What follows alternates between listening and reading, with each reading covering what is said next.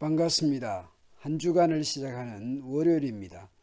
암논이 다말에게 몹쓸 짓을 했을 당시에 다윗이 조치를 했어야 했습니다.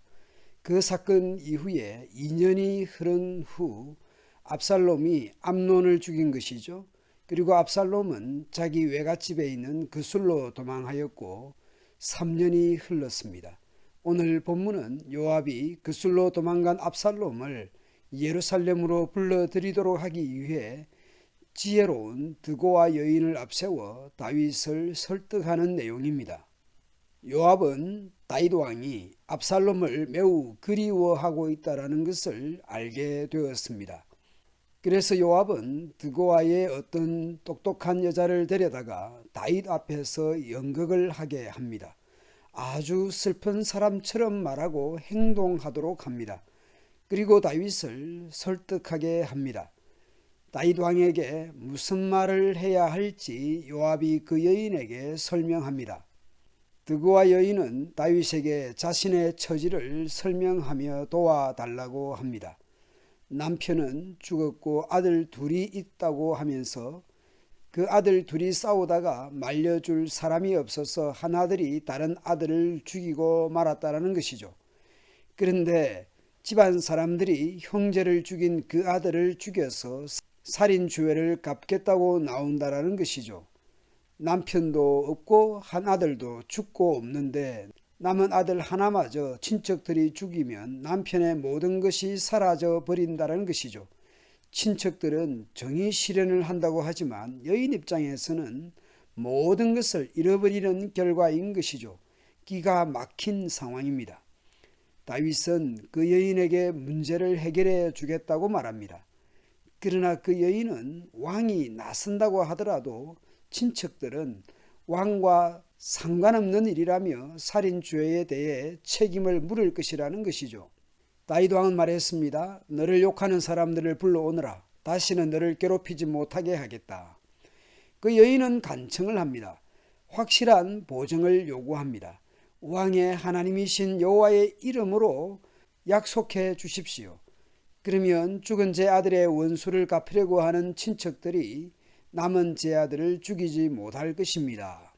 다윗은 약속했습니다. 살아계신 여호와께 맹세하지만 너의 아들을 누구도 해치지 못할 것이다.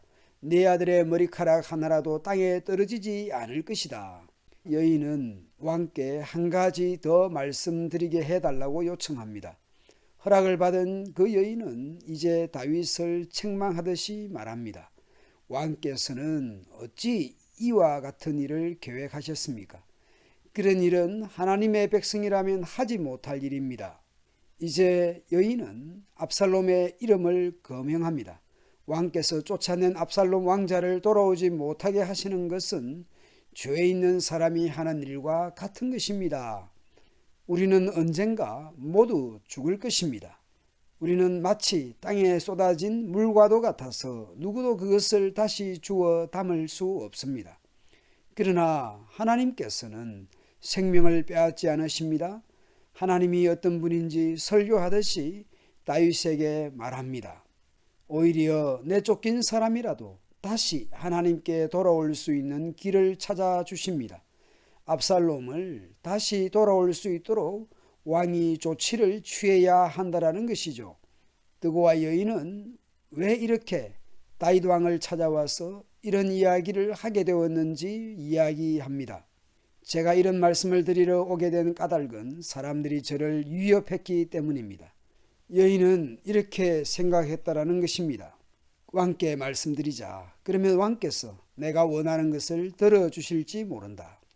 왕께서 내 말을 듣고 나와 내 아들을 죽이려 하는 사람들로부터 나를 구해 주실지도 모른다. 하나님께서 우리에게 주신 재산을 빼앗으려는 사람들로부터 보호해 주실 것이다. 내 주 왕의 말씀이 나를 위로해 줄 것이다. 여인은 다윗을 높이며 칭찬하고 있습니다. 내 주 왕께서는 마치 하나님의 천사 같아서 선과 악을 가릴 수 있기 때문이라는 것입니다. 왕의 하나님이신 여호와께서 왕과 함께 하시기를 바랍니다. 라고 드고와 여인은 말합니다.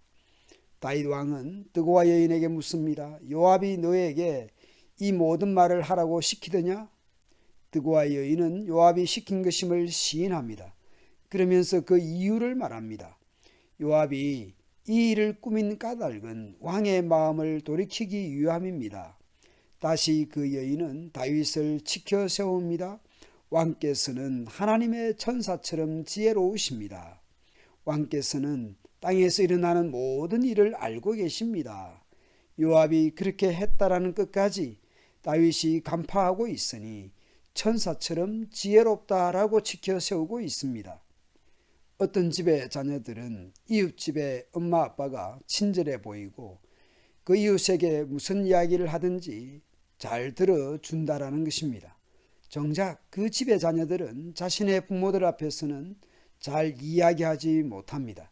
부모가 자신의 자녀 문제에 대해 균형 잡힌 사고보다는 감정적일 때가 많기 때문이겠지요.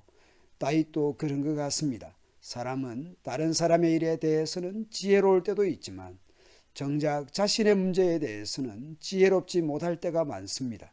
드고와 여인의 문제에 대해 다윗은 지혜롭고 맹세까지 하면서도 정작 암몬의 문제, 압살롬 문제 등에 대해서는 지혜롭지 못한 것 같습니다. 상담 전문가도 남의 문제에 대해서는 잘 경청하고 공감하고 이해하고 문제 해결 방안도 잘 제시합니다. 그러나 정작 자신의 문제에 대해서는 시작조차 못할 때가 많습니다. 다윗은 왕으로서는 지혜로웠지만 자신의 문제나 자녀 문제에서 커다란 문제에 봉착합니다.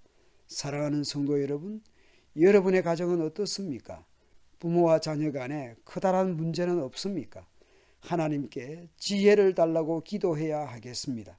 자녀는 주 안에서 부모에게 순종해야 하지만 부모는 자녀에게 상처 주지 말고 늘 주의 교양과 훈계로 자녀를 양육해야 할 것 같습니다. 감사합니다.